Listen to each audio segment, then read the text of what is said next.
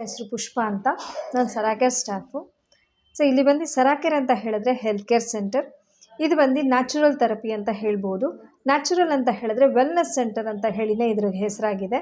Wellness ಅಂತ ಹೇಳುವಾಗ common ಆಗಿ ಯಂಗ್ ಏಜ್ನವ್ರು ಬಂದು ಜಿಮ್ಗೆ ಹೋಗಿ ಅಲ್ಲಿ ಎಕ್ಸಸೈಸ್ ಎಲ್ಲ ಮಾಡ್ತಿರ್ತಾರೆ. ತುಂಬ ವೆಯ್ಟ್ ಇರುವಂಥ ಲಿಫ್ಟ್ಸ್ ಎಲ್ಲ ತೆಗೆದು ಅದನ್ನು ಎಕ್ಸಸೈಸ್ ಮಾಡ್ತಿರ್ತಾರೆ.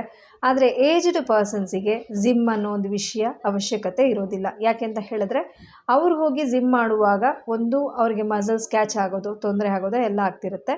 ಆದರೆ ನಾವು ಇಲ್ಲಿ ಕೊಡುವಂಥದ್ದು ಬಂದು ಈ ಒಂದು ಜೇಡ್ ಸ್ಟೋನ್ ಮುಖಾಂತರ ಮ್ಯಾಟಲ್ಲಿ ಕೊಡ್ತಿರ್ತೀವಿ.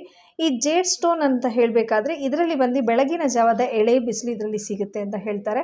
ಸೊ ಇದನ್ನು ನಾಸಾ ರಿಸರ್ಚ್ ಅವರೇ ಹೇಳಿರುವಂಥದ್ದು. ಸೊ ನಾಸಾ ರಿಸರ್ಚಲ್ಲಿ ಬಂದು ಬೆಳಗಿನ ಜಾವ ಎಳೆ ಬಿಸಿಲು ಇದರಲ್ಲಿ ಸಿಗುತ್ತೆ. ಜೊತೆಲಿ ಬಂದು ಇದನ್ನು ಬಂದು ನಾವು ಫುಲ್ ಆ್ಯಂಡ್ ಫುಲ್ಲಿ ಸ್ಪೈನಿಗಾಗಿಯೇ ಥೆರಪಿ ಕೊಡ್ತಿರ್ತೀವಿ. ಸ್ಪೈನಲ್ಲಿ ಥೆರಪಿ ಕೊಡಬೇಕಾದ್ರೆ ಎಲ್ಲ ಕಡೆ ಇರುವಂಥ ಒಂದು ನರಗಳಿಗೂ ಕೂಡ ನಮ್ಮಲ್ಲಿ ಬೆನ್ನು ಮೂಳೆಯಲ್ಲಿ ಬಂದು 32 ಜೋಡಿ ನರಗಳಿರುತ್ತೆ. ಈ 32 ಜೋಡಿ ನರಗಳಿಗೂ ಕೂಡ ರಕ್ತ ಚಲನೆಯನ್ನು ಸರಿ ಮಾಡುತ್ತೆ, ರಕ್ತ ಉತ್ಪತ್ತಿಯನ್ನು ಮಾಡುತ್ತೆ, ರಕ್ತವನ್ನು ಶುದ್ಧತೆ ಮಾಡುತ್ತೆ.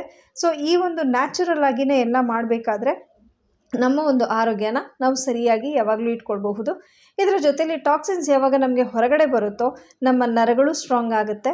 ಜೊತೆಲಿ ಬಂದು ಯಾವಾಗಲೂ ಕೂಡ ನಮ್ಮ ಬ್ಲಡ್ ಬಂದು ಪ್ಯೂರಿಫೈ ಆಗೇ ಇರುತ್ತೆ. ಸೊ ಬ್ಲಡ್ ಸರ್ಕ್ಯುಲೇಷನ್ಸ್ ಆಗ್ತಿದ್ದ ಹಾಗೇ ನಮ್ಮ ಎಲ್ಲ ಅಂಗಗಳು ಕೂಡ ಸರಿಯಾದ ವಿಧದಲ್ಲಿ ಕೆಲಸ ಮಾಡುತ್ತೆ.